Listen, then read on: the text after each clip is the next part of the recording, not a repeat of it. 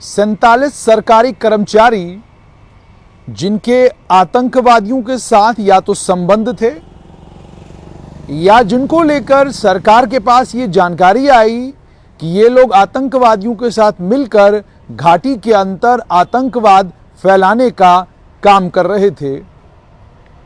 या वो लोग जो अलगाववादी नेताओं के रिश्तेदार थे और सरकार के मुताबिक सिर्फ और सिर्फ इसलिए कि वो शांत रहें, बवाल न काटें,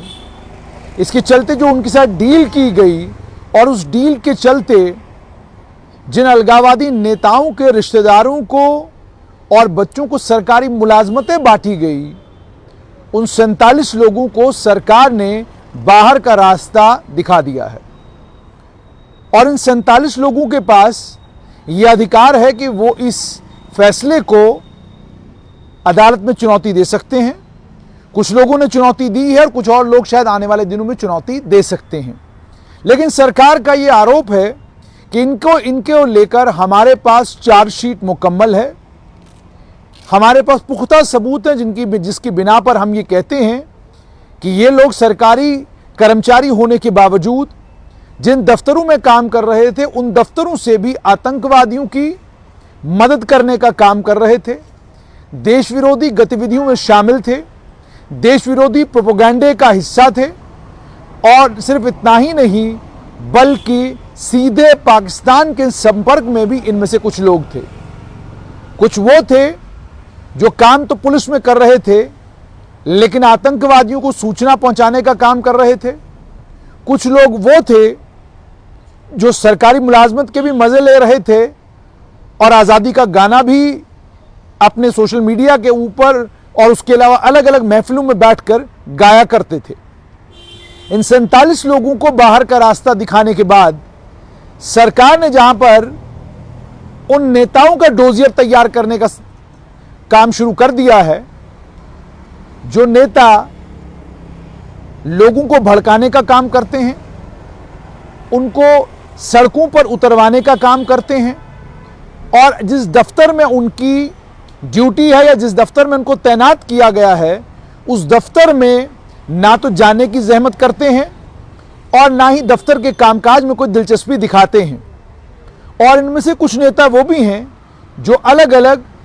सरकारी कर्मचारियों के संगठनों के साथ जुड़े हुए हैं, सिर्फ संगठन चलाने का काम करते हैं, जिस पोस्ट पर उनको बिठाया गया है, जिस काम के लिए उनको सरकारी मुलाजमत मिली है उस काम को ठीक तरीके से नहीं कर रहे हैं। और उनके ऊपर आरोप ये भी है कि ये लोग दफ्तरों में नजर ही नहीं आते और उसके बाद अचानक एक दिन आते हैं और इनकी सारी हाजिरी लग जाती है, क्योंकि सरकारी बाबू भी इनकी ताकत से और जो दलबल ये रखते हैं उस दलबल से घबराए रहते हैं और वो इनको लीवरेज देते रहते हैं। सूत्रों के अनुसार सरकार का ये मानना है कि आप अगर सरकार की पॉलिसियों का विरोध करना चाहते हैं करिए,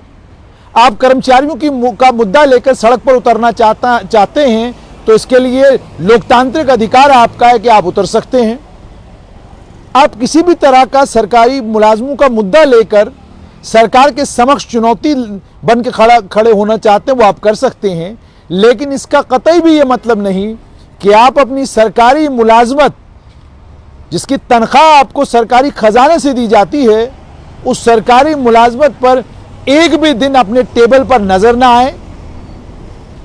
एक भी दिन काम करते हुए अपने दफ्तर में नजर ना आए और आप हर समय दाएं बाएं घूमते घामते नजर आए। इन चीजों को ध्यान में रखते हुए सरकार इनके खिलाफ भी आने वाले दिनों में कार्रवाई करने जा रही है।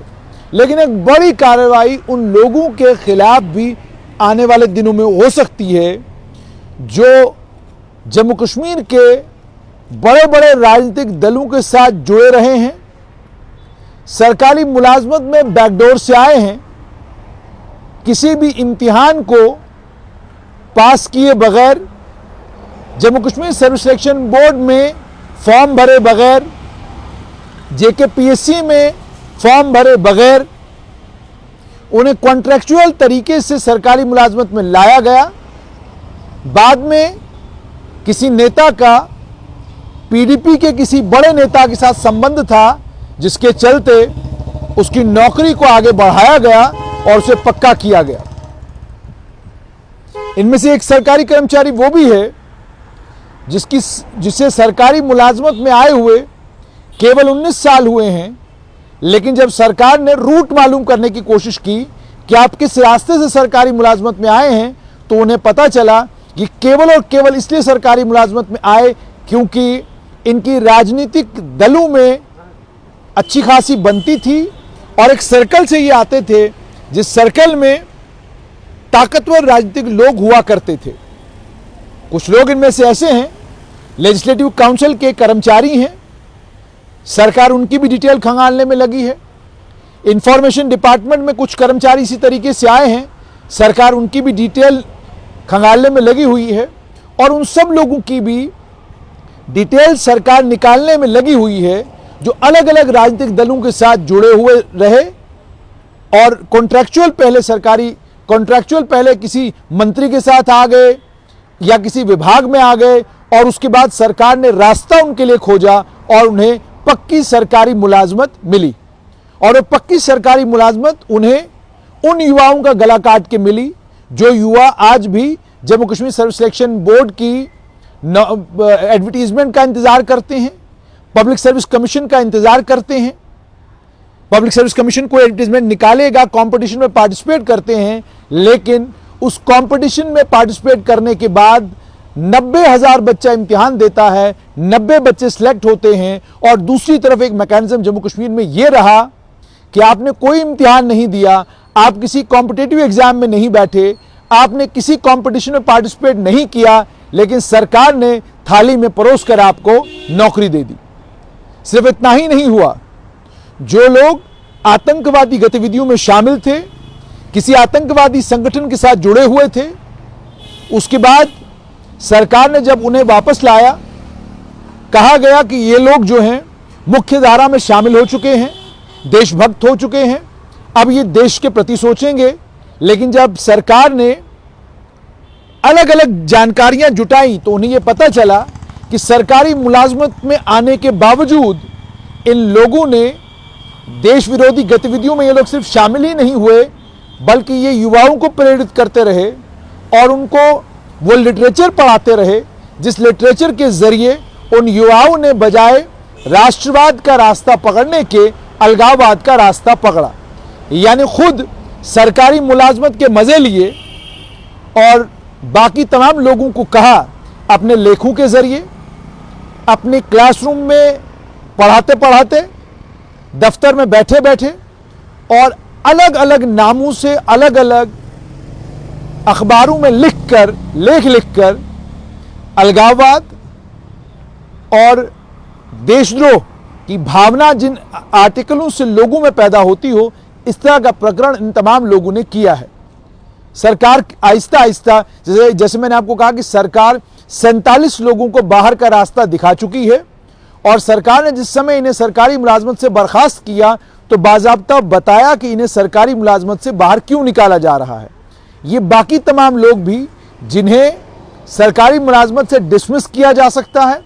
आने वाले दिनों में इनके खिलाफ सख्त कानूनी कार्रवाई हो सकती है, ये वो तमाम लोग हैं जो राजनीतिक दलों के साथ जुड़े हुए थे और केवल इसलिए इनको सरकारी नौकरियां मिली क्योंकि ये किसी राजनीतिक दल के करीबी थे या किसी राजनेता के करीबी थे या किसी राजनेता के रिश्तेदार थे या किसी बड़े बाबू के रिश्तेदार थे, जिसके चलते इन्हें कॉन्ट्रैक्चुअल लाया गया और बाद में परमानेंट बनाया गया। सरकार ने तय तो कर लिया है कि इनके खिलाफ कार्रवाई होगी, लेकिन देखना यह होगा कि क्या सरकार वाकई में इन लोगों के खिलाफ कार्रवाई करेगी। 47 लोगों को जिनको बाहर का रास्ता दिखाया गया है, वो भी कोर्ट का दरवाजा खटखटा रहे हैं, वो भी कोर्ट के समक्ष अपने तथ्य रखेंगे। क्या सरकार के पास उन 47 लोगों को जिनको बाहर का रास्ता दिखाया गया है, क्या सरकार उनके केसेस को कोर्ट में डिफेंड कर पाएगी? क्योंकि आप जानते हैं सभी लोगों के पास ये हक है कि अगर आपके खिलाफ कोई कानूनी कार्रवाई होती है या आपको मुलाजमत से बाहर निकाला जाता है तो आप कोर्ट का दरवाजा खटखटाते हैं। अभी तक देखने में यह आया है कि जितने भी लोगों को इससे पहले 5 अगस्त 2019 से पहले की बात कर रहा हूं मैं, सरकार ने बाहर का रास्ता दिखाया, वो सभी लोग किसी न किसी रास्ते से दोबारा सरकारी मुलाजमत वापस आए, कोर्ट में जब गए, कोर्ट ने जब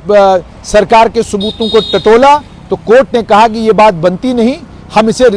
दोबारा से सरकारी मुलाजमत में वापस लेने की हम सिफारिश करते हैं। अब चूंकि सरकार ने आधिकारिक सूत्रों के मुताबिक ये मन बना लिया है कि अलगाववाद की भावना रखने वाले, अलग अलग राजनीतिक दलों से जुड़े हुए वो लोग जो बिना किसी कानूनी प्रक्रिया के, बिना किसी कंपटीशन के सरकारी मुलाजमत में आए हैं, उन्हें बाहर का रास्ता दिखाया जाएगा। देखना यह होगा कि अब और कितने लोगों के खिलाफ कार्रवाई होगी। फिलहाल तो सुनने में यह आ रहा है कि 2 अफसर ऐसे हैं जिन 2 अफसरों का सीधा सीधा 2 बड़े राजनीतिक दलों के साथ रिश्ता भी है और 2 बड़े राजनीतिक दलों के नेताओं के साथ जिनकी रिश्तेदारी भी है। देखना यह है कि सरकार इनके खिलाफ कब तक कार्रवाई करती है।